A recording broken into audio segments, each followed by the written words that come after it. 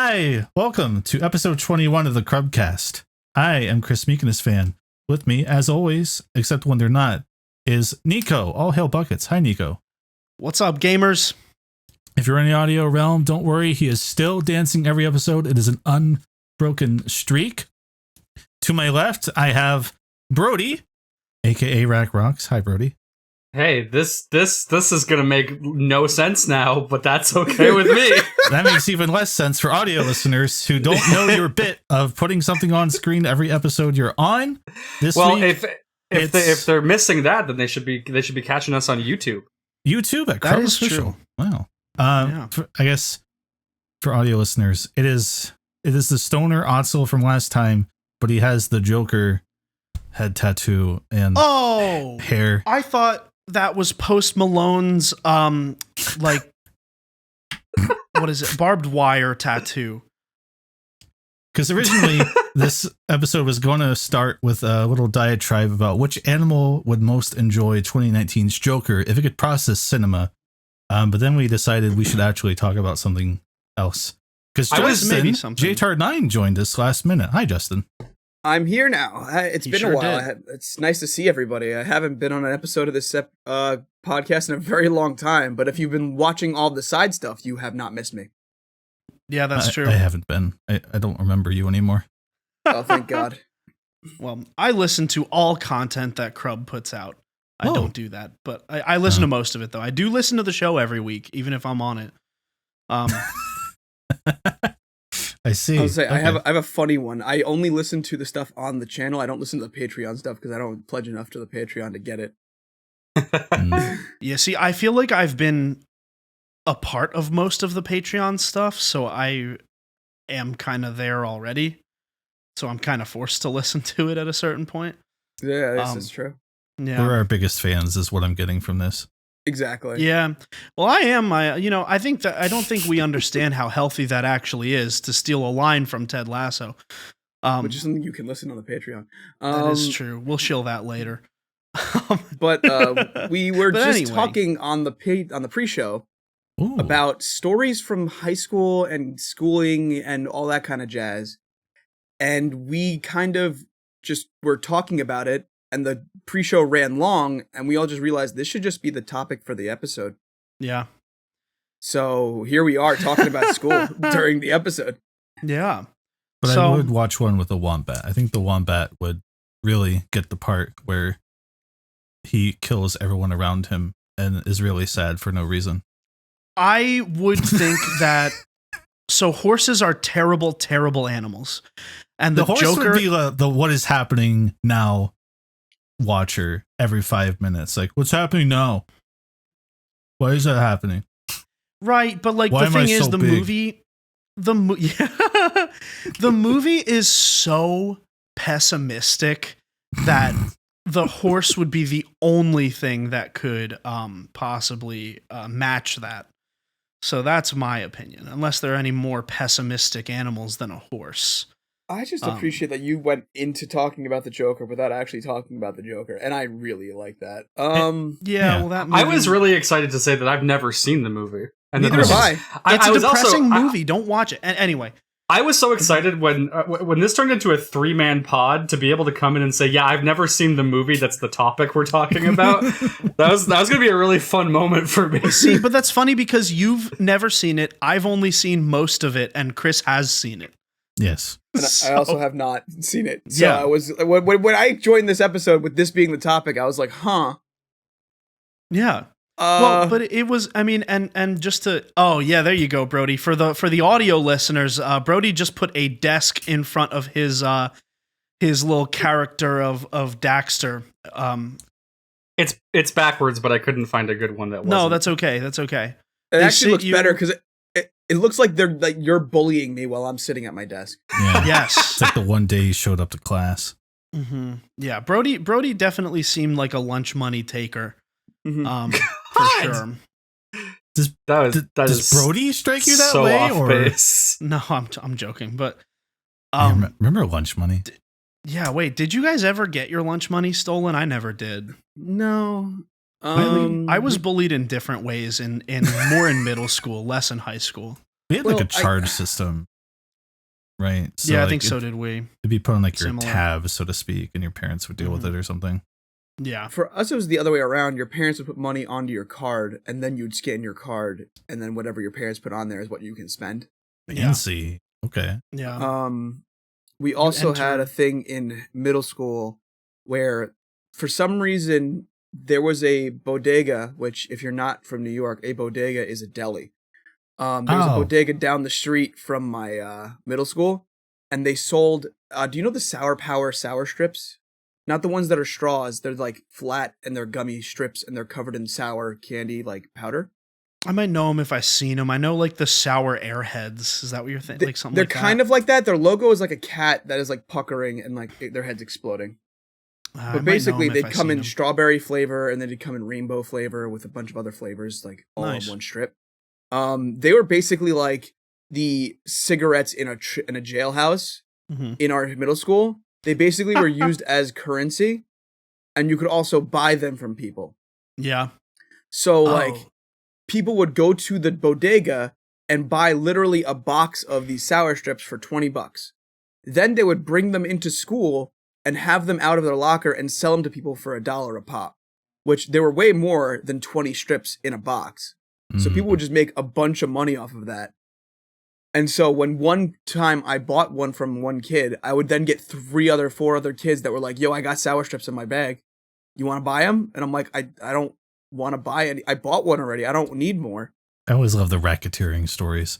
Also, it took me a minute to click on the cigarette analogy you were making, because in my head I was like thinking of the candy cigarettes, and I was like, did they ever come in a box like a jail cell? That especially seems really bad, but yeah. No. Just cigarettes are used as currency in jails. Dude, so in middle school for me, there was, well, first of all, in high school, Kevin started a Mountain Dew based economy.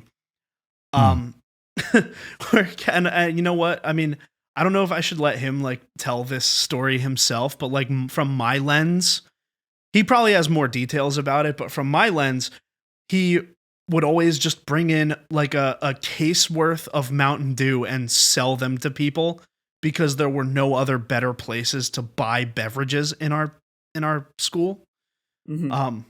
So that was really funny. I mean, you could never buy soda in school. You weren't able to buy soda in school until I was in like college. We had vending machines, but they were trash. Like they were not good. And also they were out of the way. Like they were never anywhere that was convenient when you're on your way to class. Yeah. Because one of the things that I always hated about high school was the stressful journey from one class to the next, and how they made it like, I don't know if you guys had this, but they made it like a big deal about getting to class on time. Yeah. And, like, teachers if you were there before the bell, if you were there after the bell, you were just like, immediately sent to the principal, basically. Right. Well, some teachers enforced it and others didn't. But the ones that enforced it, I was always like, why? You know? But sorry, one quick more economy story. In middle school, these kids started an economy around a snack that they developed called Pretzies, which was a portmanteau of the two ingredients of the snack. Now, it was a pretzel, and then it was some kind of a sweet candy, and I don't remember what the name was. But that's... Maybe. It might have been. This sounds terrible. It better not be either of those. Yeah, it should be. I think it was. I don't remember. I think it might. I don't remember, because I remembered I tried to start a competing business, but I just absolutely failed. And mine were like Cheezers, and it was Cheez-Its and Gushers. It was a Cheez-It and terrible. A Gusher. No wonder that failed. Are we talking combo packs, or like you found a way to like? No, like you put one on it, like, well, because these kids would like play, like they would like make the candy, like they would make the Pretzi, which was a pretzel and some other candy together, and they would put it together, like they would make a bunch of them, and then they would sell them for like $1 for like 5 or something like that. Right. We didn't were they need like pretzel rods, or were they like small pretzels? They were like little tiny pretzels, and they would like they would like smush the candy onto it, basically. Which, you know, the salty and sweet combo, I get it, right? It does make sense, yeah. Yeah, like I'm not gonna lie to you. Pretzies were pretty fire. I don't remember what was on them, but they were pretty fire. That's all I remember. But yeah, my business absolutely failed. Because I felt left out of that economy.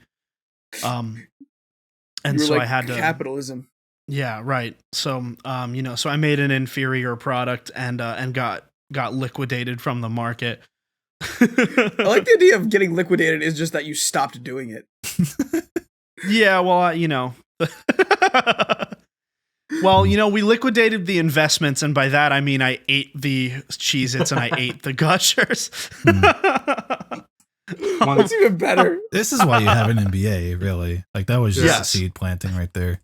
Yeah. I like hearing about your vending machines not being there until college, because for me, it was middle school, which would have been like 06, 07.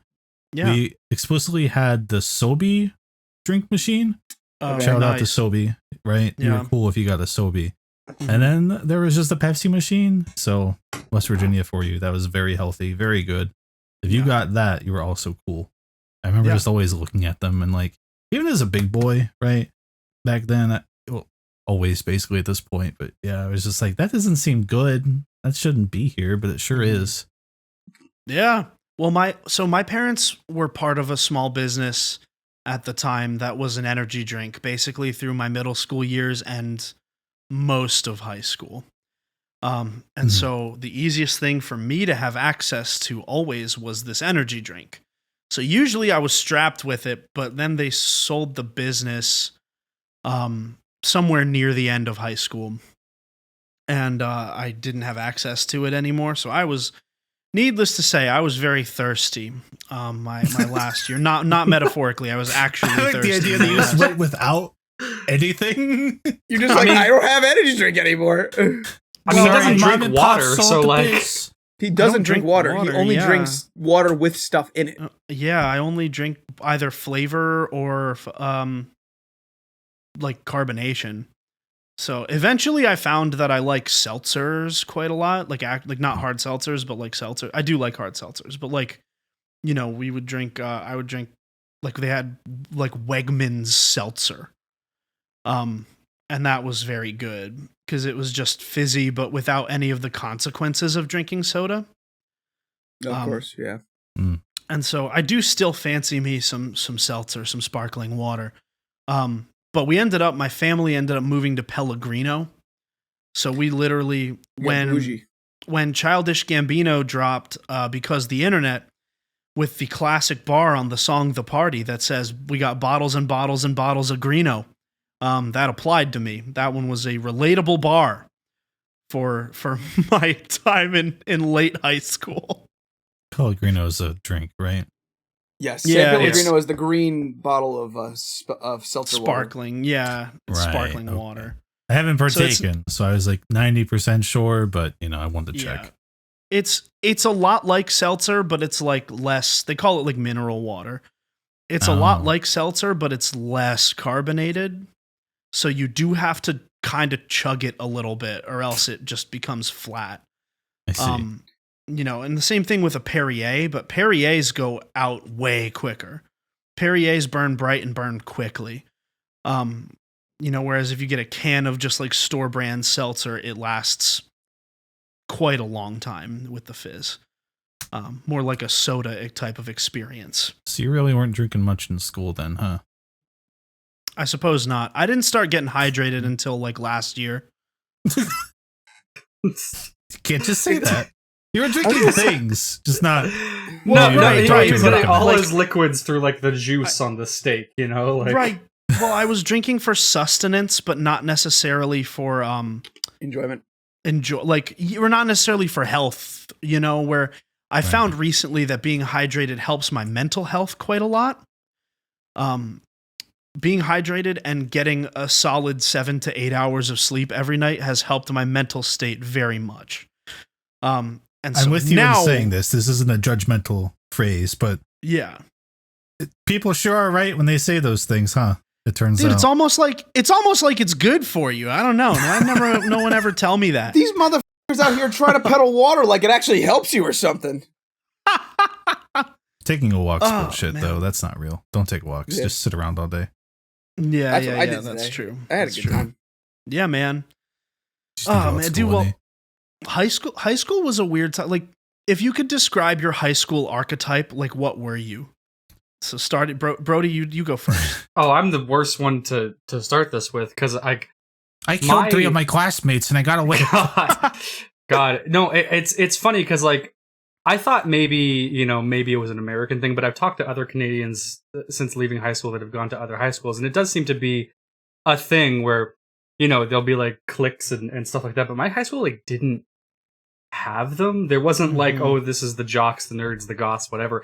Everyone just kind of like hung out with whoever you hung out with. And for me specifically, like I think I had 1, 2, 3. I had at least 4 different friend groups, each of like consisting of like 3 to 5 people that I would just like hop between. And I could not give you like a discerning modifier for any of them. It was just people who got along together and hung out.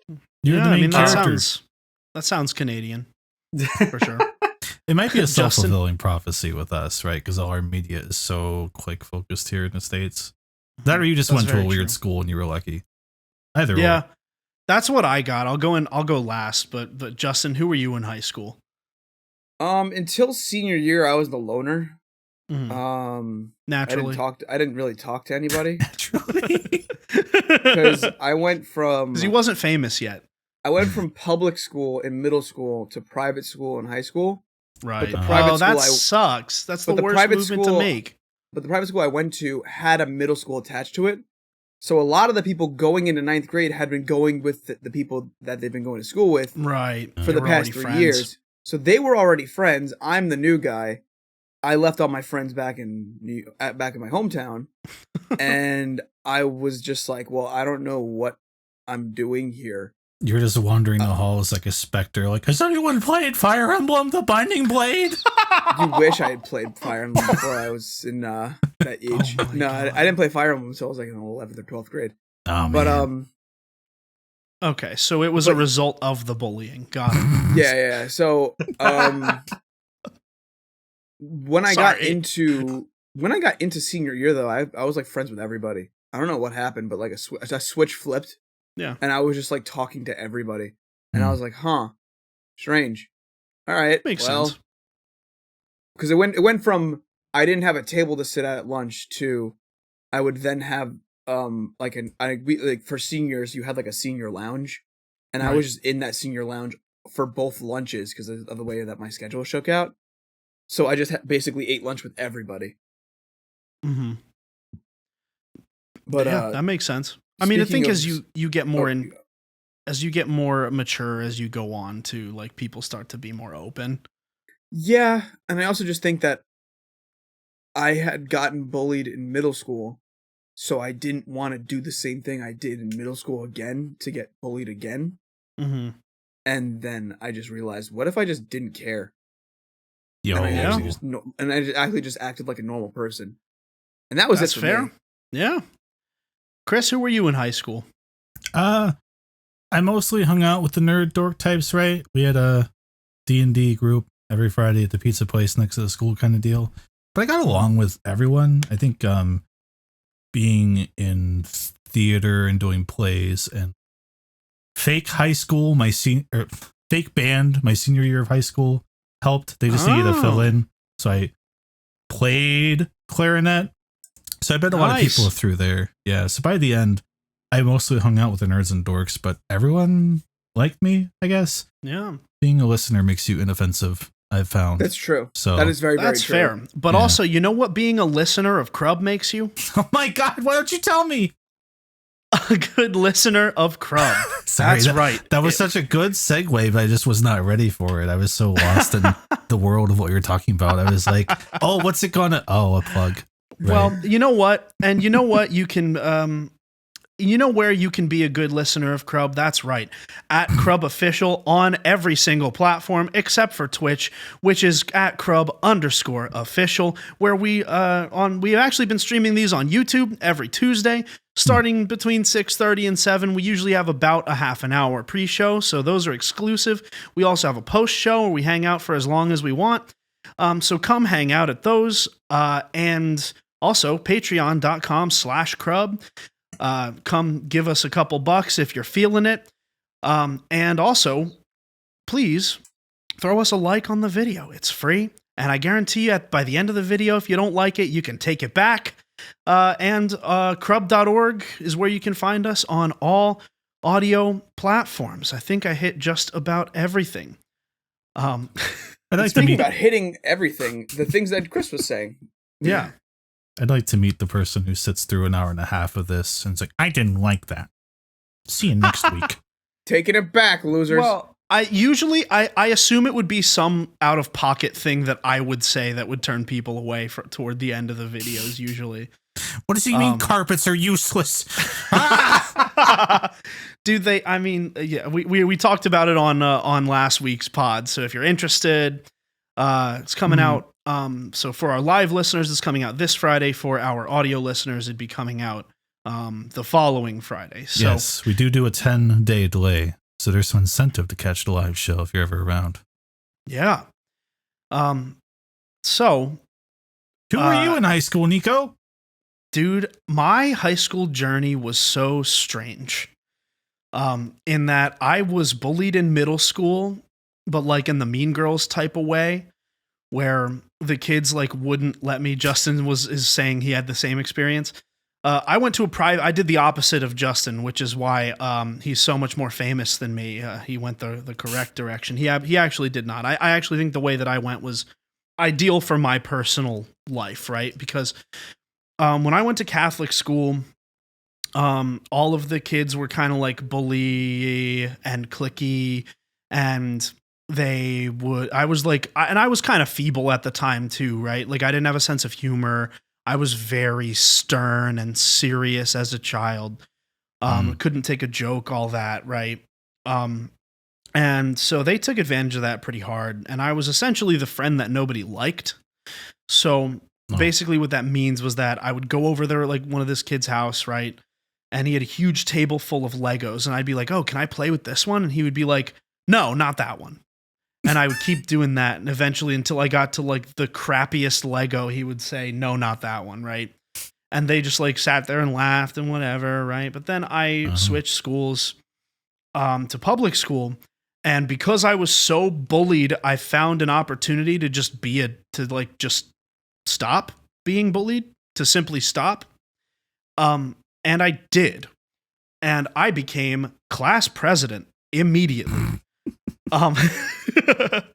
Because I was the only one who was like growing my hair out and things like that. At the time I had my hair looked kind of like a sheep, because I thought I would have long straight hair, not realizing that both of my parents have curly hair. So I didn't put that together. But yeah, I started growing my hair out. I would let, people hadn't seen the likes of that before. And so they voted for me, but also I may have stacked the cards in my favor by accident, because my English teacher at the time was the advisor, and she knew that the girl I was running against would like not do a good job. So she forced a tie, and I became the co-president in 6th grade. But then after that, I won the election legitimately 3 more times. I was president in 8th grade, president in 9th grade and 10th grade, and then I stopped running. So, yeah, I was a pretty popular kid in high school. I beat the most popular girl in school to become the president, because I was essentially the Democratic candidate, because she didn't talk to anybody outside of like the AP classes or like Can we find 30 more votes? I just need to find 30 votes. I love starting your political career with collusion. Yeah. Like if you ever got to like an actual political office, like they're gonna dig this clip up and be like, he started. Well, the thing is, we don't have any proof that it happened other than a tie being incredibly unlikely. Well, and also your sworn testament just now. Yeah, true. God. But anyway, yeah. So I was like a weirdly popular kid in high school. I was still a weird kid. Like girls didn't like me, anything like that. But like, I definitely I had a lot of friends. I still have a lot of friends from high school. I still have a lot of really close and really good friends from high school.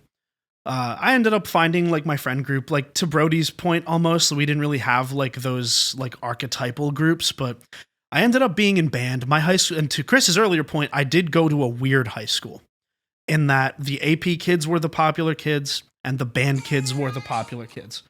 And I was both of those two things. And basically, I was on drumline and I started off on cymbals, but I had the only marching band experience I had was through watching the movie Drumline. And so immediately I took the cymbals and I was the only one who could like flip them around and do the cool like stuff, because I had already been a classically trained drummer at that point. And I was one of the only ones because everyone else came up through the band system.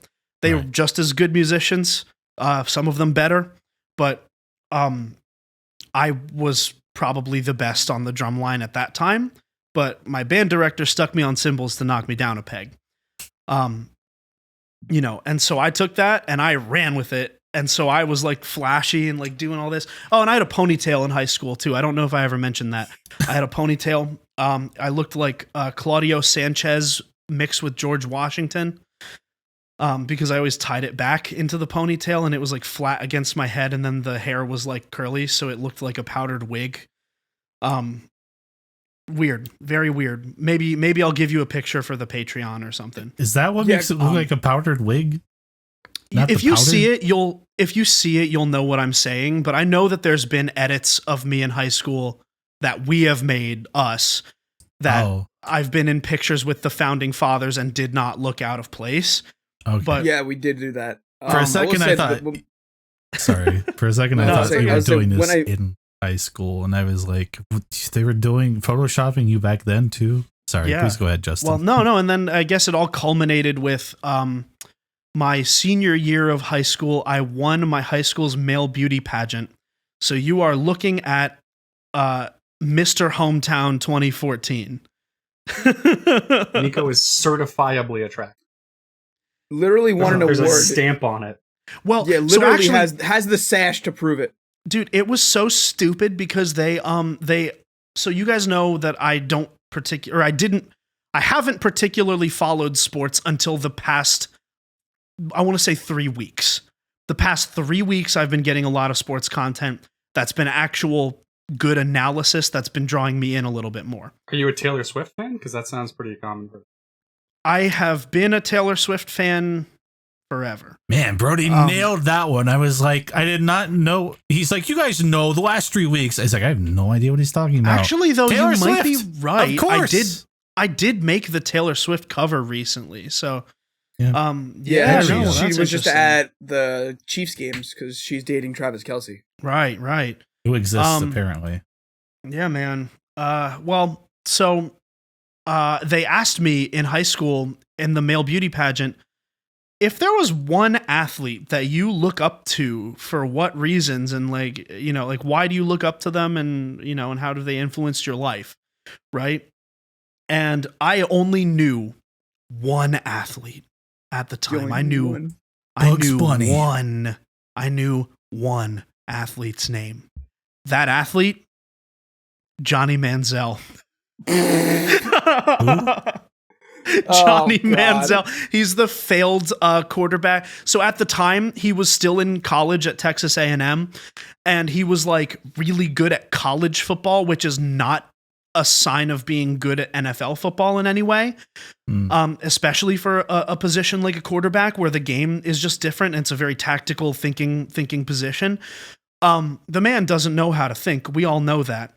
But at the time, he was the coolest because he was in college. He won the Heisman, I think, twice or whatever? No, he won it because he was a one-and-done athlete, so he won it once. Freshman year, which freshman year Heisman winners are usually not a thing. Right. And so he was partying with Drake. Like, he was doing all this stuff. And that is all I heard about him. I didn't know anything about his football, anything like that. I just knew he was, he's hanging out with Drake. Right? And so I got up to that microphone and with my whole chest, I said, I look up to Johnny Manziel because, I just think he works really hard. And I think he also kind of has that that playful aspect to him, like something like that. I said something along those lines. I BS'd an answer about Johnny Manziel. Okay, I see. And I won. And I won the high school male beauty pageant. It was funny because like people at the time only knew that I played the drums. Like none of them knew that I played guitar or sang. And so I just like went up there. I played Telegraph Ave by Childish Gambino for the talent portion. You know, and I love that song very much. I still love that song. But yeah, people had no clue, so I just popped out and sang, and they were like, "Oh, yeah, he's got it." Then you were the most popular kid, and the credits rolled, and here we are, baby. Yeah, I mean, basically, we're here. You had you escaped your bullying to have a prolific political career, and now you're here where you're just constantly bullied. Yeah, pretty much. Well, now it's welcomed. I like to think it's a bit different of a dynamic here, you know, because, well, I shouldn't say that it was always a bad thing, right? Because growing up super serious, when you then learn to have a sense of humor, life becomes a lot better pretty immediately. That sounds very similar to a movie that we were going to talk about today. Yeah, dude. Well, that's why I don't like that movie. That's why I don't like that movie. It's just all dour and sad, and it's bad. That movie being The Joker, of course. I need to hear someone other than Nicco talk for a bit. Justin, how were you bullied? How are you bullied? Because it's weird to me, because like... First name, last name of your bullies. I think you guys are pretty approachable and personable nowadays, at least, right? I don't know how you were back then. I was never bullied, and bullying definitely happened in my school, but at least never in front of me, so it feels like it never happened. So it's very interesting to hear that you both were bullied, especially. So I was just thinking about that during that. How did Justin get bullied? Did he get shoved in a locker? Swirly? I'll say a lot of it was I didn't know how to respond to them, and then the responses that I gave were then like more fuel to the fire, if that makes sense. Yeah. Like it was a thing back in the day during the during the middle school days, that when you would talk about the PlayStation Portable, it was actually code. It was actually code for saying that you had a pretty small penis. What? That was a thing in my school. So people would ask, like, "Do you have a PSP?" And then I would say, "Yeah, I got one." And then they would start laughing at me, and I was like, "What did I do?" I was like, I played like Ape Escape on there. It was pretty fun. Kids are so stupid. Kids in my middle school had a very similar bit, but it was TP. They were like, "Yo, do you like TP?" And then you were like, "I guess." And they were like, "Haha, you like toilet paper." And I was like, "What?" I was like, "What's about that?" Was this in grade 3? Like what? I mean, probably like 4th grade. Our classic one. Now, stop me if you've heard this one before, but back when they were referred to as fish sticks, I can't remember the last time I heard someone call a food item a fish stick. But it'd be like, "Do you like fish sticks?" And you go, "Yeah, they're pretty good." South Park joke. Yeah, it's like, "Oh, it's like fish dicks." It's like, yeah. Okay. It was a whole episode. When you don't want them at lunch, don't worry. It was a whole episode on South Park, and then it was the funniest joke that anyone ever heard, but the only person that didn't get it was Kanye West. Yeah. Dude, our valedictorian quoted Kanye. Like he made his whole speech based around Kanye. Well, that doesn't reflect too well nowadays, I guess. It did not age very well at all, not one bit. Yeah, but he doubled down about it, so convictions. God. But like when I was in it was all in middle school, really. But like it was like a thing back in the day to like chest bump people. It was weird. And so like I just started doing that to people, and people were like, "What are you doing? Why are you so weird?" And I was like, "But you did it first." And they were like, "No, I didn't." And then I got basically gaslit. Damn. All right. And then I was bullied because of that. What else? I would try telling teachers about that, and then teachers would like try and fix it. But obviously, as you're a kid, when you tell the teachers about that, it just gets worse. And then it just got to a point where I was just like, I don't like being here. I don't like being in this school, so I asked to leave. And luckily, my parents, my mom specifically, worked at a private school, and I got to go there for free. Yeah. Nepotism, baby. That's what I hear. No, yeah, no, it was just a thing where any full-time employee at the school, your child could go to the school for free. That tracks. It was a part of the perk of working at the job. Oh man. But yeah, still, yeah, right. PlayStation Portable. I thought that was going somewhere different because like, oh man, dude. When I was in middle school, I remember the PS3 had come out, and I didn't have one yet because I didn't have any of that generation of console until high school. But a few people already had like Xboxes and stuff, and they were playing Call of Duty and whatever, and like they had their own little group, I guess, and like a couple of my friends would do that with them, and I was like, well, I have a PS2 and I want the new Jak and Daxter game that will definitely come out on PS3, so I'm gonna get one of those.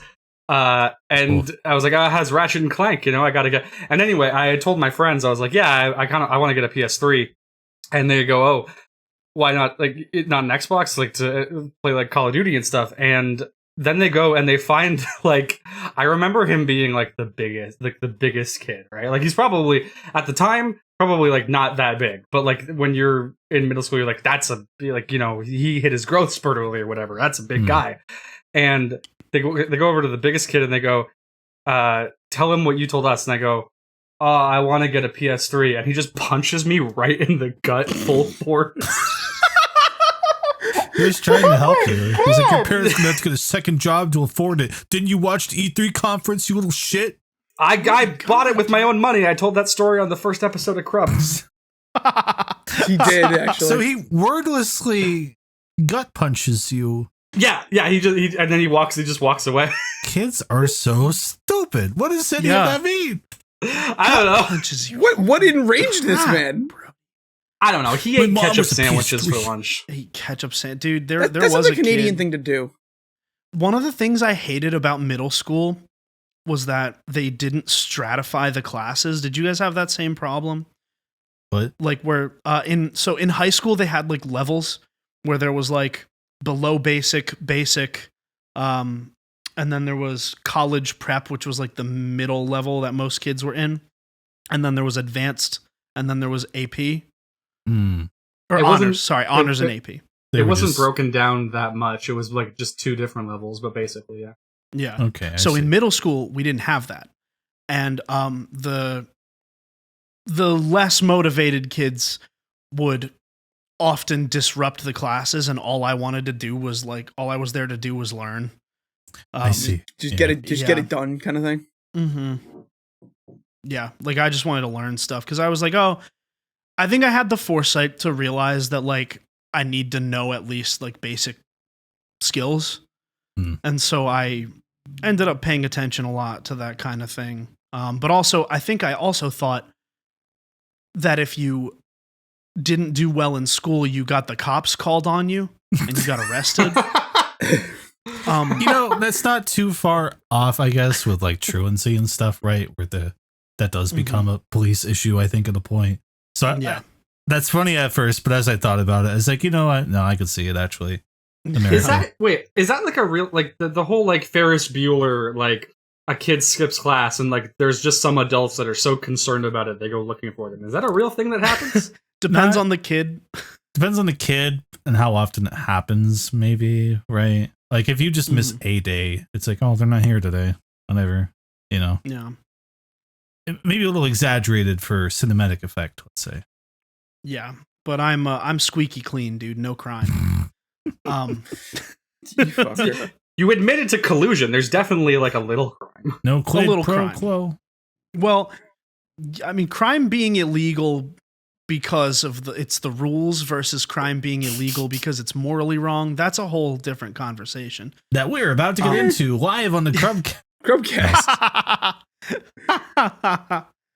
Oh man, dude. Man. What about do you guys have like how were your relationship prospects in high school, fellas? Chris's face immediately changing. That was so good. Instead, do you want me to tell you a weird story that I have when I was in high school? Yeah, I would much rather that. I regretted asking the question immediately. You know who you're talking to? It was no one, baby. Next and topic. Also no one for me as well. Yeah. Yeah. Next topic. So we had a religion class in our high school because it was a religious high school. Okay. And we were talking about some topic, and I don't remember why, but like the topic of like torture came up because I think it was like a topic in the Bible that someone was getting like flagellated, and then they were saved by God or something like that. All right, class, now pair up. Everybody find a torture partner. Torture partner. No, so for some reason, because we were talking about torture, my brain went to waterboarding, and I was like, next time there's a break in the conversation, I'll talk about it and be like, yeah, that's kind of like this, and then people were like gonna be weird about it, but then someone else brought it up, and then I just went, yo, I was actually gonna say something about that, and then everyone looked at me and was like, what were you going to say about that, Justin? And I was like, you're like, yo, I love surfing. I was like, you know what? I was like, you know what? Not important. That's what I did. The first time that I learned about waterboarding, I thought it was an extreme sport. It sounds like it. And when you're a kid and maybe can't process some of these things that much, perhaps you're just like, so just lay there and get water on their head? Okay. Yeah. Well, I was also the type of person to not believe that it would work. Right. Like I just, I took right, them at their word that it was bad, right? But anytime my dumb brain tried to visualize it, who I've never experienced too much pain, I was just like, I could do it. Yep. Yeah. It could be me. Yeah. So what? It could be me. Every other form of torture I would break immediately. I feel like waterboarding is the one where I'd be like, no, this is fine. Oh, we've done it. We've hit what every male podcast becomes. Yeah, I could land a plane.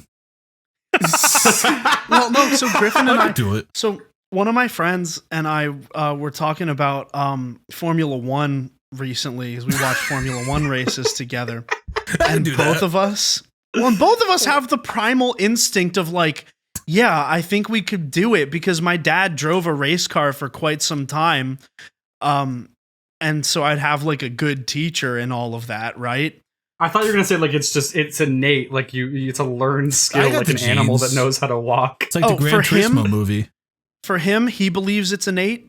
For me, I think I would need a teacher, but I know I have the resources to do that. I'm just not in physical shape to drive an actual like high stakes car such as that. So Chris, if you fought a bear, would you win? Well, bears attack upward. I'd be the bull, and I'd go lower. You can't give this any legitimate credence. Yeah, you know, like what's it gonna do? Fall forward on its butt when I ram it? Yeah. So what? Take that, bear. Yo, fellas, how low was your center of gravity in high school? Whoa. I actually didn't hit my growth spurt until like 8th grade. Oh, so I was always the shortest tall. Kid. I was always the shortest kid in class until about like 8th or 9th grade. Yeah. Damn. That's so nuts. I've been this same height for like 15 years. I've been this height for about, I guess, close to 10 to 12 now, right? Man. Yeah. I hit my height probably around 8th grade because my genes on my dad's side are like everyone's like 6'5" or 6'6", but my dad was the runt at like 5'8".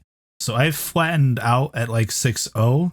So like I'm generally tall-ish, but anytime I go back and see family, I was like the really short one. Which very humbling actually, as it turns out. Dude, that's the thing. I've always been led to believe that I'm 5'5", but there have been more and more people who are like an inch taller than me who've been saying they're 5'4", and I'm just like, man, you got to cut those people out of your life. Well, no, it's true. Well, so the thing is, and this is my philosophy that I've always said, is that if I were 5 foot even, I would be so much funnier. It'd be so much funnier. I already can get away with a lot because I'm short, but if I were even shorter, I could say anything, and it would always be funny without fail. So, you know, that's my opinion on that. Oh man, any notable kids in your high school, fellas? Because I got a few lined up. If you know, I had two immediate first thoughts. Okay. Yeah, Brody, do you have one? What do you mean by notable kids? Yeah, that's where I was curious because, like, I know a bad notable one, like good, bad, anything notable. And also, like, if you say someone famous, you're just instantly doxing yourself. So, like, yeah, that's the issue. Oh, not like that's not what I'm. That's not what I meant. That is not what I meant. I was thinking more like there was a kid in 6th grade who claimed to have been born in England, and that his dad would call the garage but he had no semblance of an English accent at all and was the biggest Iron Maiden fan on the planet Earth. Good guy. I guess that's not so far-fetched.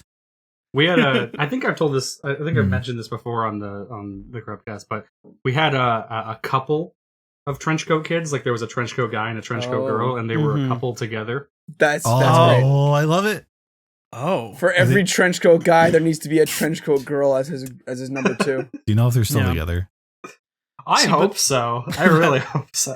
They kept each other from trenching coat. They literally, no one knew anything about them because they did not talk to anyone at all. Like if it had just been like one guy, like he would be giving off school shooter vibes. But then I don't know. They had each other. Yeah, it's trenchcoat vibes, Brody. You can't just say it.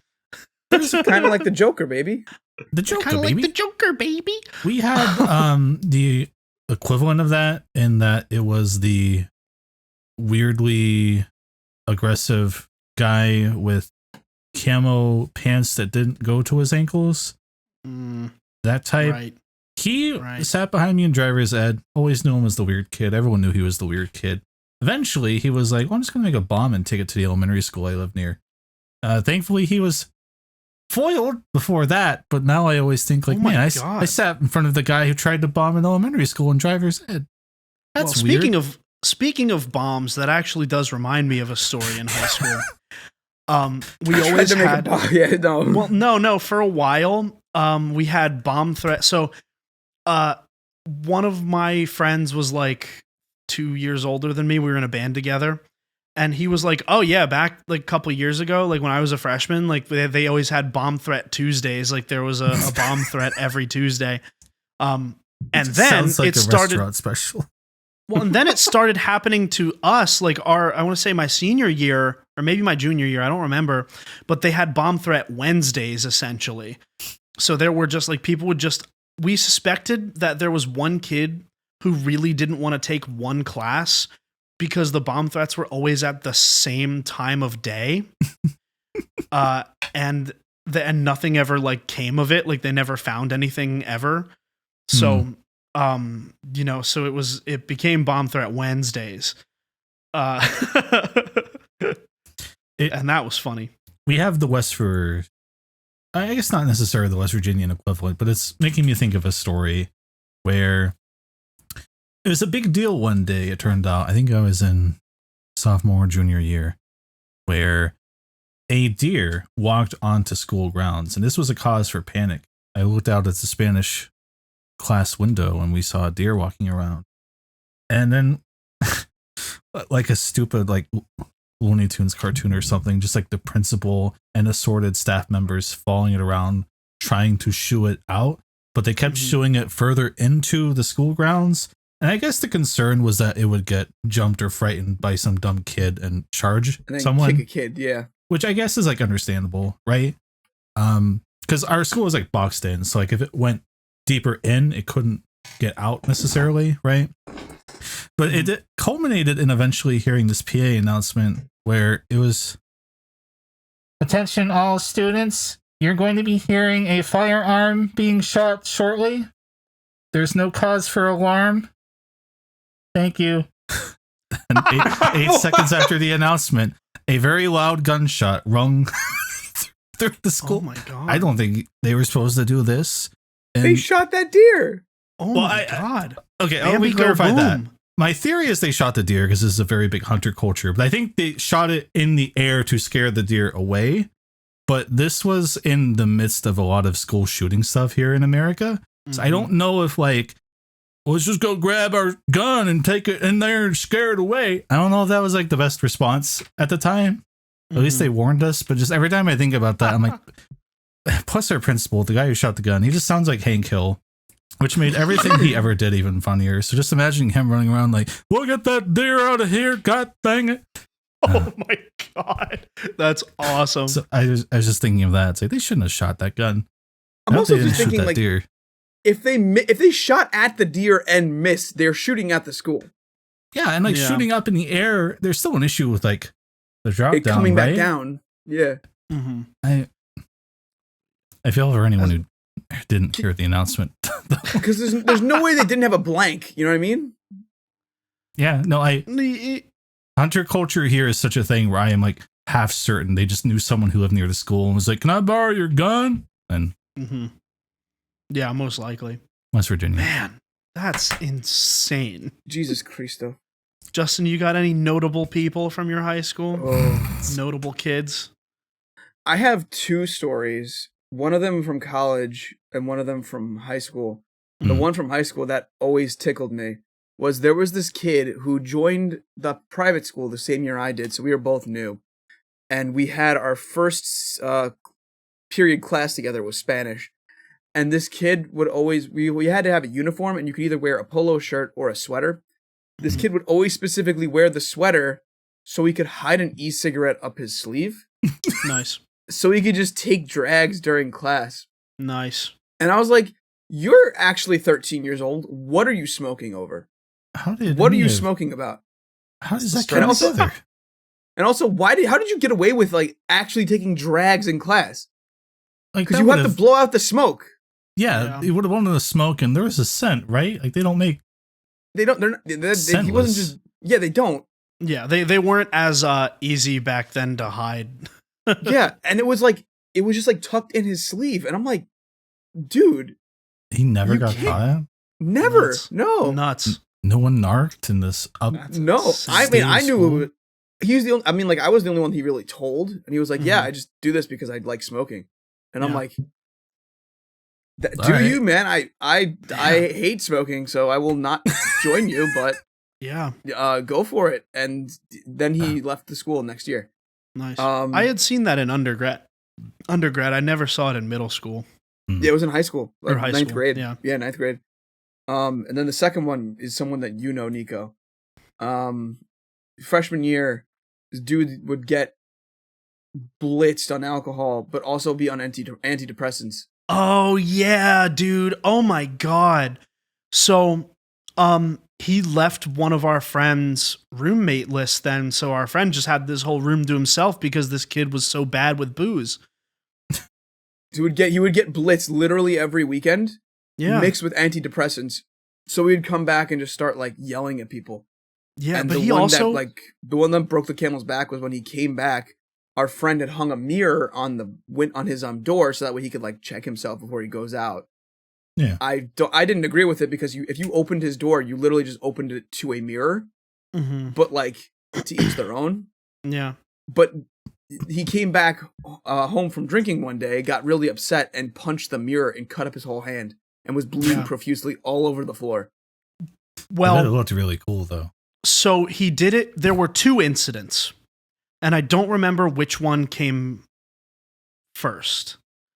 But the other one was where the mirror was the camel that broke the camel's back because his parents got him back and brought him home.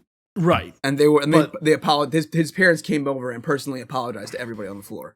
Right. So then the other one, he got real drunk and he was like puking or whatever, as far as I know. He got 2 of his fingertips like pinched in the door. And I don't want to get too graphic with it as to how exactly it happened, but it was gruesome. Like actually gruesome. Yeah, that was before. Yeah, fingernails off, everything. It was bad. Yeah.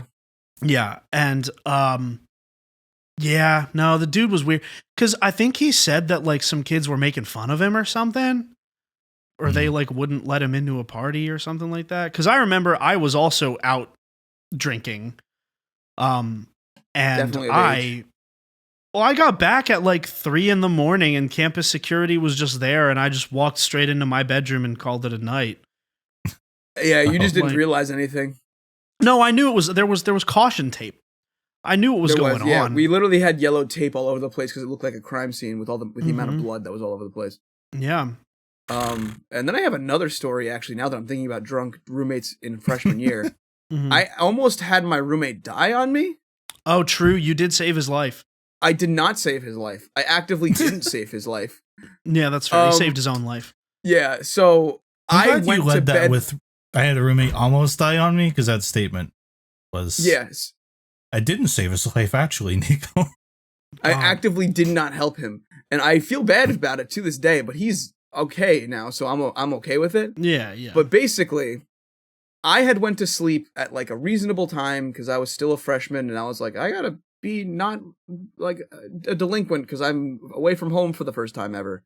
And he had come back from drinking. I didn't know he was drinking. And then as I'm sleeping, I just start hearing gargling noises. And I'm like, I don't know what that is, but I think it's probably the fridge. So I just went back to sleep. The next morning I woke up and he just said, he just like says, what the fuck? And I turn over and he's covered in vomit.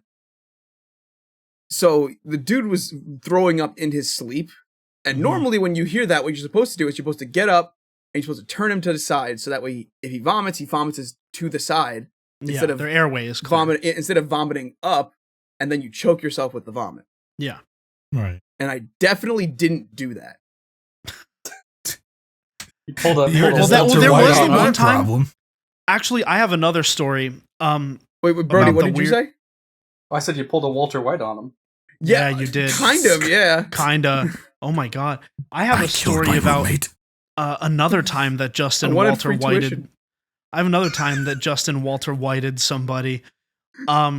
So you stupid bitch. We were walking back from the movie theater one night, and 10 minutes. It's a 10-block walk away from our. And so Justin, we see a car where like there was some pretty clear domestic violence going on. Like this woman was hitting this guy. And they were yelling, like she was yelling at him, like very clearly it was domestic violence. Like there was no debate there. And we were looking at it and we were like, well, our friends were like, should we do something? And Justin just goes, no, and continues walking. But then luckily there was a cop car at the end of the block. So we sent them over. But like, we didn't understand the implications of that at the time. Thank God the cops were there anyway. It wasn't even a matter of implications. It was just I really needed to go to the bathroom. And I was literally just running back to my dorm. And I was like, if I do not get back in time, I will shit my pants. You should have thrown it at him. I should have just went over by the car and just shit on the car. Honestly, though, it would have stopped the domestic violence. Oh, so you'd better call Solid. I see. Yeah. He defecated through a sunroof. Yeah, Justin just goes, no, and continues power walking. I was just sitting here like, how is that Walter White? But I guess in a way. Oh, no, I was just saying another time that Justin refused to help somebody. I will help you in most situations. Unless I need to go to the bathroom, in which case it is fight or flight. Yes, I will always go flight. That is true. And I will do the same thing now that I don't have the gallbladder. At the time, I still had it. So I was able to maintain. So people with gallbladders are more morally upstanding. Well, Justin has one, and he chose to leave. So I chose left.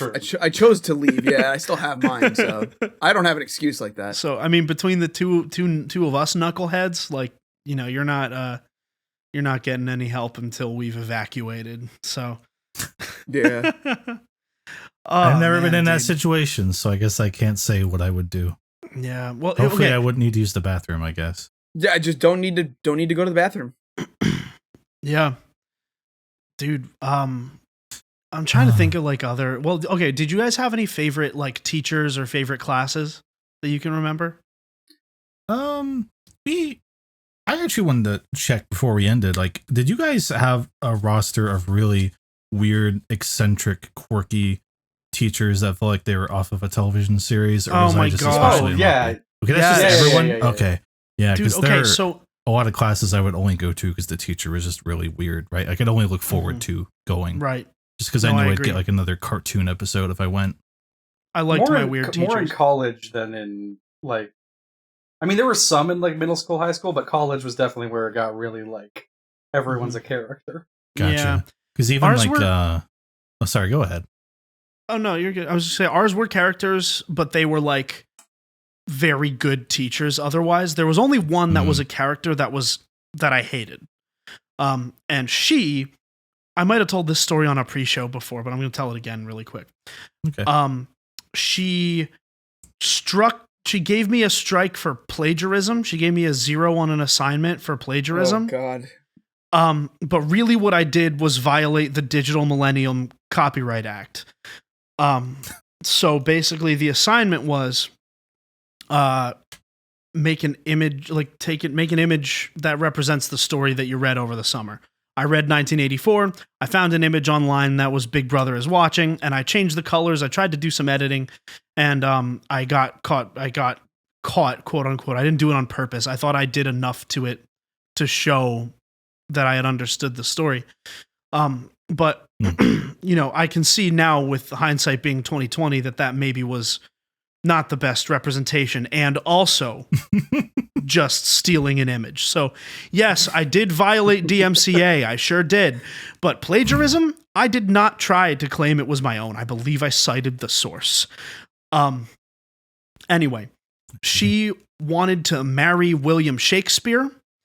Her husband looked like Robert from Everybody Loves Raymond meets Frankenstein.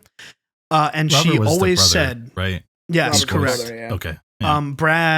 Brad something. But yeah. she always said she would leave her husband for if William Shakespeare were reincarnated. She always said that. The year before me, she got her lemonade peed in because she was so like just like too much all the time. The dude didn't get expelled; he got suspended. And like some of my friends are still friends with him. Like he was like a popular guy. He still is. I don't know what you do in that situation, right? Because like for him, he gets to come to school all the time being like, hey, I pissed in our lemonade. But she has to be like, oh, I drink his piss. Like what a weird ugh. Like, and now I have to teach that kid. You know, well the thing is, it like you can state your love for something without saying you're gonna leave your husband for William Shakespeare. Like, it's just hyperbolic and maybe sort of unnecessary when kids are that mean. Just makes you think like, oh, to be a fly in the wall in their home, right? I'm sure they have a great dynamic. Yeah. Oh, yeah. Man. No, I had a weird dream about her later on. I had a dream that she like... Sorry. Well, I had a dream that she was like, we went into school... everyone was way more apropos of nothing. Everyone was way more tan than they normally would have been for some reason, except for me. I went to the window and at the time Chris Brown had not yet hit Rihanna, so we didn't know he was canceled. And so Chris Brown showed up at the window and like waved at me. And then the teacher was like, okay, Nicco, come here. I have to interview you. And so she pulled out a field recorder and pressed record. And then I woke up. I think this is one of the first stories I ever heard you tell. Yeah. For some reason, I heard that, and it was like the farthest recesses of my brain. It was like, oh, right. Nicco had the Chris Brown tree. Yeah, I really like that you specified that Chris Brown had not done that yet, as if to say like you're in control of your dream. Yeah. You're in control, and that somehow manifesting Chris Brown in your dream after that had happened is some sort of moral failing. Well, your dreams are like a reflection of your subconscious. So it means that at the time I was thinking about Chris Brown because I think I like had listened to, I mean, I'd always listened to Chris Brown's music like in high school, but like not anymore, obviously. Famous guy. Yeah. You know, and so it was like, and I had just started to get into hip hop at that time. Like it was a whole thing. So, I'm just thinking about all the characters I had, right? Because we had some weird substitutes. We had Peanut Butter Sandwich Guy who always brought a peanut butter sandwich and would stand way too close to the girls in the class, and everyone thought it was kind of weird. So Peanut Butter Sandwich Guy was that. We had a former football coach turned near vegetative state man who talked a lot like this. And I just remember we watched Lord of the Flies, and he was very like fixated on how they had to eat the lizard to survive on the island. And I just remembered the one time he interacted with us during showing that movie was turning around and being like, "Would y'all eat that lizard?" And of course, some girl went, "Ew, no." And he's like, "You'd eat that lizard if you had to." And he just stared at her for like 8 seconds. It always smelled like cat and then pee. went back to the movie. English teacher brought in Kingdom Hearts 2 and played it one class period instead of teaching. That was a weird one. That was Brody. That was Brody. God. Dude, I wouldn't play Kingdom Hearts 2. There was a diddler in our middle school. One of the teachers was a diddler. Oh my God. No. Yeah. No, Well, now so we that can dox happened. you real easy. Who was it? I'm not going to tell you that. Give me first name, last name, please. Yeah. No. Where they at? No, but one of our teachers was a diddler. I don't think it ever like went any, like he didn't get, I don't think he did jail time, which sucks. What a character. What a character that guy must. Yeah. You're just What a card. Oh yeah, Well, we had just a criminal. There was a guy who was a substitute who, and this is unrelated, changing the subject from that one, who is a character. He was a pilot, and his whole gimmick was that he was a pilot. He was one of the substitute teachers. And so whenever he would substitute teach, people were like asking questions about being a pilot. And that sounds fun. Yeah. Oh, he was great, dude. He was awesome. We always liked him because he never taught, and we learned a lot about flying on those days. No, honestly, that sounds great. Yeah, for some reason, rad. like that unrattled like the wanting to be more successful than he was a local author that would substitute sometimes. Nice. He'd bring in his self-published books, I guess, and just give them out to kids just to kind of spread the word, I guess. I forget his last name. His first name was Fred, and there were science fiction books starring Durf, which is of course Fred backwards, and just about getting abducted by aliens and like saving the world. And then you'd flip to the back and it's like, oh, Fred, whatever his name, really likes growing tomatoes in Ohio. He substitute teaches, and that was basically it. So every time we got him in, I got a free book, I guess. Nice. They weren't good, but are they still on your shelf? I had a similar. I still have them. Yeah. Hell yeah. I'll pull them out sometime. sometime. Happened. There was a guy. So my uncle was a dentist, and there was a guy who was an author. And whenever we would go to the Scholastic Book Fair, I would always gravitated toward his books because they were funny. And he was like apparently local, and he was apparently one of my uncle's clients. So my uncle got me a signed book from this guy, and to this day, it might be one of the only books I've ever read. Don't say it like that. You've read more books than a few. That's true. Yeah, I definitely have. But like, I think don't put that image of yourself out into the world. I'll pull you back in on that one. Once I discovered, okay, so we had nonfiction, like we had AP English, like prose, which was like AP English that was nonfiction based, and then we had AP English lit, which was actually reading books, right? And it was lit. Well, and once I found out that all the English lit books were classics and they had audiobooks, I put the audiobooks on 5 times speed or 2 times speed or whatever I could handle. I think it was somewhere between 2 and 3 times speed. And I would follow along in the book because I'm not a strong reader in that I can't focus. I have a strong command of the English language. I'm a good writer. I like to think that I'm pretty well spoken when I try to be. But when it comes to reading, I don't have time for that.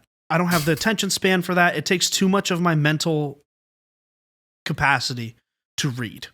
So I prefer to be told things. And that is why I would take the audiobook and have it basically act as a bookmark as I was going. And it helped me follow along with each sentence, and it just kept me focused on everything. And to this day, I have a text-to-speech on my Google Chrome that I use whenever I have to read an article that I follow along with at 2 times speed because it helps me read the article faster and pay attention to it. So, yeah, I don't know. Interesting technique. Kind of wish I had that, actually. You do not wish you had that, dude. It's you can okay, probably. I wish I had the focus to not think, oh, that sounds like a good idea. Maybe that's the answer. Oh, you think? Okay. I was just sitting here like, oh, like I can read quickly, right? But it's the focus thing. Like I just don't. I can't comprehend. If I'm reading quickly, I don't comprehend it. And if I'm reading to comprehend, it takes me so long that it's then no longer worth it. And you can usually find a video on things that you would have otherwise had to read. Especially these days. Especially, I was gonna say, especially these days. Because back in the day, people would just wait. People in my classes would just read the Spark Notes. When Spark Notes was just like that was the thing. And I did that one time ever. I never really used it. I never found it like useful. No, me neither. Because they would always ask you about something else. It was easier to just skim the book than it was to go into the Spark Notes and try and synthesize stuff out of anything like that, right? Because for me, the one time that I did it, it was brutal. I waited until the last minute to do a book report. I found some random book, but it didn't have a Spark Notes. And so I had to synthesize off of New York Times reviews of the book, like what it was about and everything. And so I that one was rough, dude. Oh my God, that one was hard. That was freshman year, and I never did that again. I stopped. I like pretty much either read the books or nearly read the books the entire time. So, yeah. I remember two instances where there was, I think it was grade 11 was the first one. We had to read a book. I think it was called like Crow Lake or something. And I was so bored reading the first chapter that I didn't read the rest of it until I had to like do my assignment. And then I just read the last chapter, and I didn't read the entire middle of the book. And I completely bullshitted my way through my assignment, and I got like a B on it, which I thought, hey, that's pretty good for only having read 2 chapters. And then in grade 12, there was another, I think it was called Fifth Business, and it was split into like 6 really big chapters. And I read 3 out of those. I read like 1, 3, and 6 or something like that. And we had like a list of like subjects that we had to do that we could pick to write from.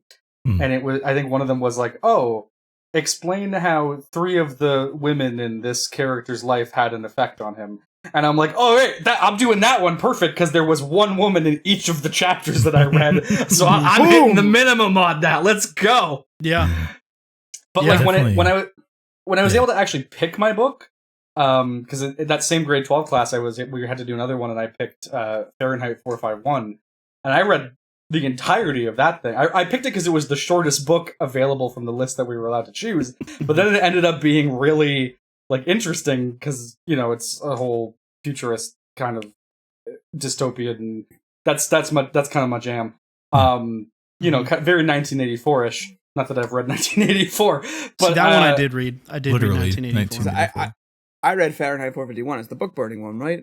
Yeah. It's the firemen, but the firemen set fires to books. Yeah, wow. Just like the anime Promare. Oh my God. I gotta watch that. Isn't there like a Fire Squad, Fire Watch, something like this? Is this anime like that? Fire Force? Well, that's... Thank you. I mean, that's they fight demons, so it's a little less... But they dress up like firefighters, so it's fine. Well, that's God. True. They do. Man. I definitely took that approach for some accelerated reading tests in elementary school. I don't know if that was the thing in Canada or for you guys, but you're nodding, so I'm guessing so. But basically, read a book, take a quiz, get points. Maybe you go at Pizza Hut if you do good enough. Yeah, we had those. In 5th grade, I had the most accelerated reading points, and I felt very smart and cool and awesome. And that's my story. Now No, I'm with you. I miss when books. I miss when like. This is gonna sound so stupid. Let's go. We're on a podcast, baby. Dude, I sound like George Bush, but I liked books with pictures in them. I always liked books with pictures in them, and I still do. I still prefer books with pictures. Like the most George recent Bush book. that? Well, no, it's just people widely think that he's not the strongest reader. Like that's the general consensus. Okay, I see. You know, but basically, Yeah, I know. The most recent book I read was Junji Ito. It was a graphic novel. And that was like pretty darn recent. And I could see myself reading more of something like that. But that was much easier to comprehend for me because I wasn't following along with text. It's not that I don't have the active imagination to read fiction, but I can't spend the mental energy to create the world in my mind based on the descriptions and also pay attention to what's going on in the story. Did you find yourself, because I found myself doing this a lot, where I would be reading a book and then I would be, I'd be at the top of like the left page and all of a sudden I would be like at the bottom of the right page and I'd be like, I have to reread that again because I didn't actually intake any of what I read. Constantly. Yeah. Constantly. Every time I read anything without the audiobook helping me along. Yeah. That's what I mean. I prefer graphic novels, webcomics, whatever, because I'm just like, I like a visual element. That's fair. I tend not to like things that take too much of my attention away at any one time.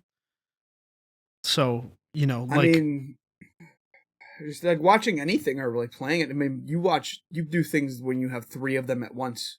So of course. That's your kind of like way of getting around it, where you're not paying attention to anything for a super long amount of time. Well, yeah, I mean, it's just optimal, right? It's I can watch TikToks. I can watch TikTok, have a YouTube video, and play video games at the same time. And I beat Owl Father that way in Sekiro. I'm good at video games when I'm distracted.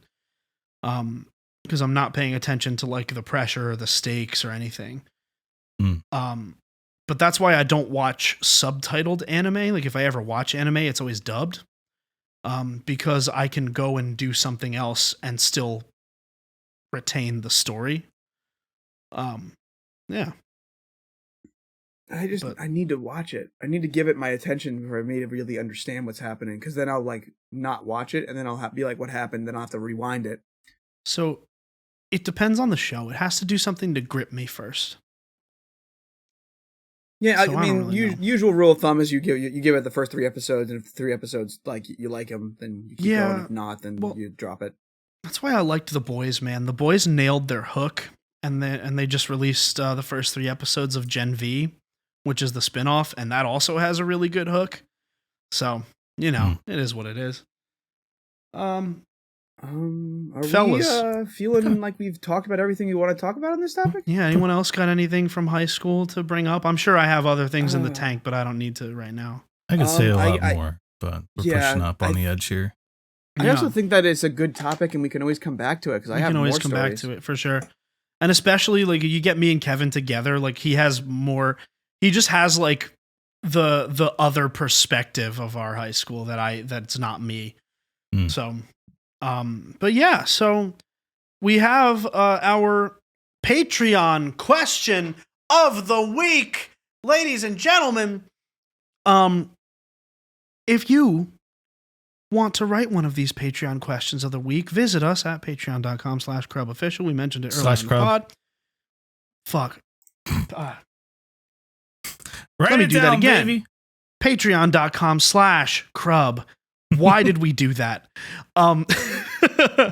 Patreon.com/crub. So this one comes from Even, our good friend, TheCrazyEven, who asks, what's the most time you've spent thinking about or researching something that probably wasn't worth spending that much time thinking or researching about? For example, I recently spent an inordinate amount of time thinking about the attributes that would make one a Karen before going, why the heck am I thinking about this?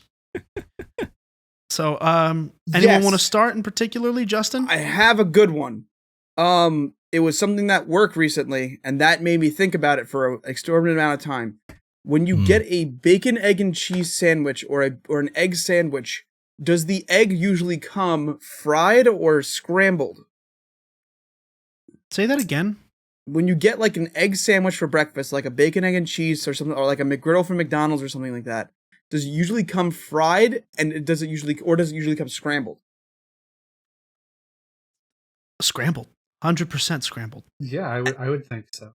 At what point does a scrambled egg become a scrambled egg? would you consider an omelet to be scrambled eggs? This feels like something there could be like 80,000 long Reddit comments about people arguing. I don't like Well, there is a lot. He's right. There is a lot. Because you don't get scrambled eggs on an egg sandwich because it's too messy. It'll fall over the place. Right. No. But isn't that the same central conceit behind like a egg salad sandwich? Right. Well, but it has the binder with the egg because you have the mayonnaise. See, but Justin does make a good point in that you have something like a French omelet, for example, which is different from an omelet, because it doesn't have any fillings. It's just scrambled egg. But I think where the line is for me, when an egg becomes a scrambled egg, is when it is mostly homogeneous. The yolk must be popped and it must be whipped at least a little bit, right? Mostly homogeneous. We can add a % to that. I don't really care.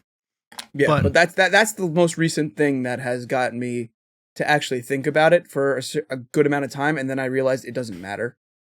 It doesn't. It is a fun thought experiment, though. It's a fun semantical exercise, absolutely. Brody or Chris, you guys got anything to that you've been researching a lot? Mine tend to come in the form of trying to find something and not being able to locate it for hours and hours at a time. Whether that be something I physically lost or like something on the internet. But my brain will just focus on it and not let me go until I've hit an exhaustion point where I do go, you know what, this isn't worth it. Very non-specific example that's hard to relate. I was trying to find, there's these two cute little cartoon animals hugging each other with a scarf that I have as a WhatsApp sticker. And I was trying to find the artist to get more of those because they're pretty cute. Nice. Nothing. They're called chipmunks according to Tenor GIF, but they're not a GIF, and I can't find anything about them. I spent maybe 4 hours trying everything I could think of. 2 days ago, nothing. It's a massive L. Yeah. Loss for humanity. We're putting that out to the world, Chris. I'll put them on screen. Help me put them on screen, and if you can find the artist for it, send it to Chris. We'll like your comment. Yeah. Anything else, though, I tend to just have days where I fixate on a subject and just read about it like crazy. But I never feel like I've wasted my time, so I guess I pick good topics. Yay. Yeah. I'm great. Brody, how about you? I was going to make a joke of myself here and say that I debated it within my head what defines the difference between a remaster and a remake, so much that I got one of my friends who works at NASA to make a cube-based, because I tried doing a grid with an XY value, but it wasn't enough. I needed a third Z value to properly map out the spectrum at which something could be a remake or a remaster. And I did that all for a video that I didn't make. I tried making it so many times.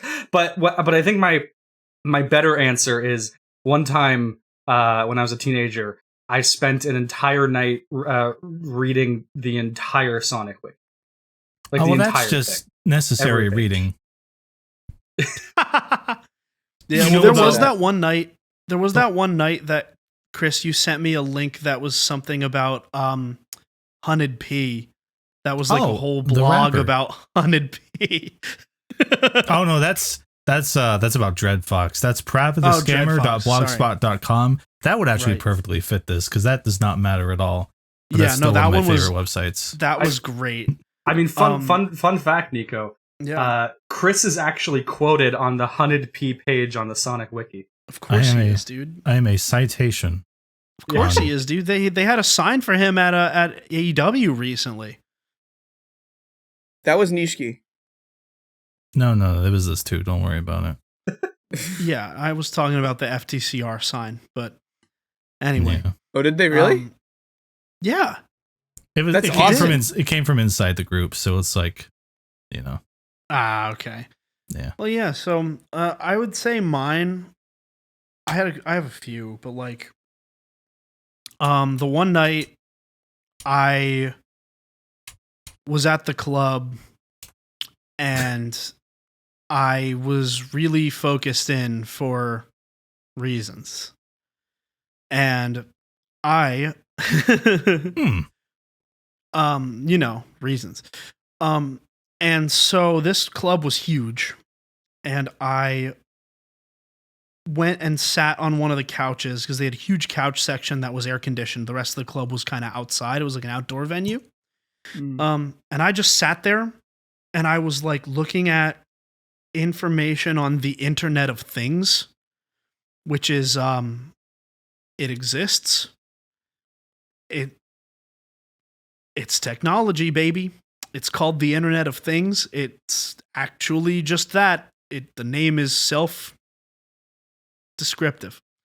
So anyway, I did that. Another thing that I've been trying to get to the bottom of recently is kind of in the similar vein to Chris's, where I just cannot find, because how do you describe this, right? There's a rap song, and listeners, please either throw it in the chat, throw it in the comments. I need to find this beat, this song. There's a rap song that has a very specific sample on it. And it's not the one Old Dirty Bastard song. It's not that one. It's not the one where Old Dirty Bastard goes, whoa! But the song that I'm thinking of kind of goes like a...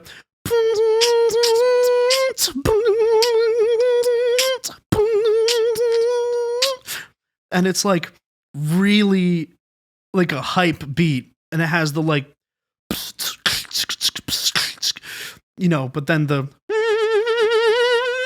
Discord probably messed that all up, but... Thomas Kuzma in chat says, "Oh, Kiss from a Rose." Oh, of course it's Kiss from a Rose. Yeah, dude. Oh, man. Well, hopefully someone knows. Maybe they can run Shazam on it, and it'll be like, oh, this thing. Oh, dude, I tried. I couldn't. It wouldn't. I need to. Anyway, I'm so... like, I need to, like, remake the beat myself and then try and find it, and then try and Shazam it. Yeah, I don't know. I'm never going to find this song, dude. Somebody knows it. Somebody has to. It's very specific. And it was not like an unpopular, like it was a popular classic hip hop song. So anyway, fellas, I think with that, I'm good to call it a week. So for Crub, this has been JTart9, Brody, Chris Mykonos fan, and I have been Buckets. Thank you so much for listening, and tell us some of your high school stories in the comments below. Don't dox yourself. Don't dox yourself.